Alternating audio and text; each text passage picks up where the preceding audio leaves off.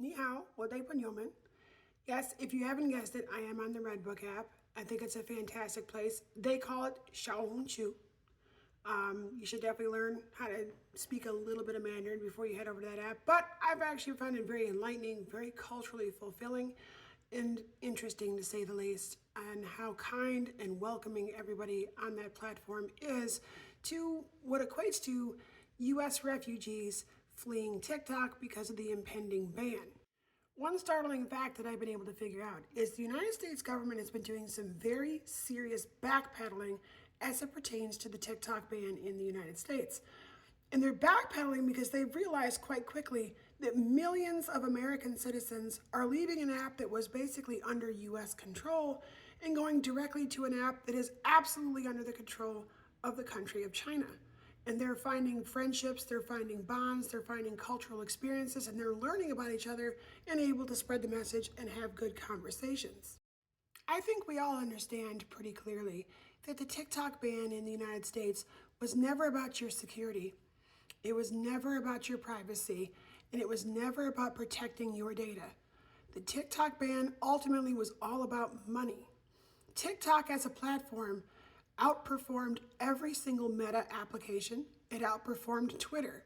It made more money in advertising dollars and drew more of our attention than any other social media platform ever made.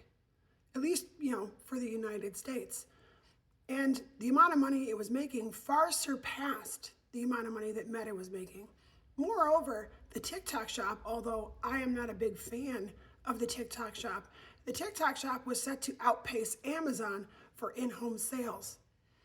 So, of course, you have all these big tech bros and all these industry leaders lobbying the US government to make or force TikTok to divest so they could buy it, and therefore they can control the revenue streams that TikTok actually produced. We took an app that was designed for dancing children and we turned it into one of the most powerful communication tools that Americans had access to in the history of social media. It allowed us to share information very quickly. It allowed us to bypass the media and find out the news and go through and weed out the misinformation, unlike any other platform ever has. It was one of the most fantastic things I've ever got to experience as an adult in the United States. It has become clear and very apparent to the United States Congress that the American citizens are leaving TikTok in droves and going to Xiaohongshu, the Little Red Book, mostly out of spite. I would say it's probably mostly out of spite, and I'm one of them.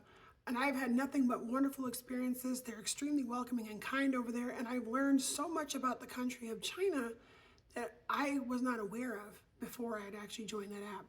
So if you want to go join Redbook, by all means. If you don't, then don't. I don't know where this is going to go as far as the government is concerned. I know they're backpedaling really hard. They're talking about possibly extending the ban another 270 days.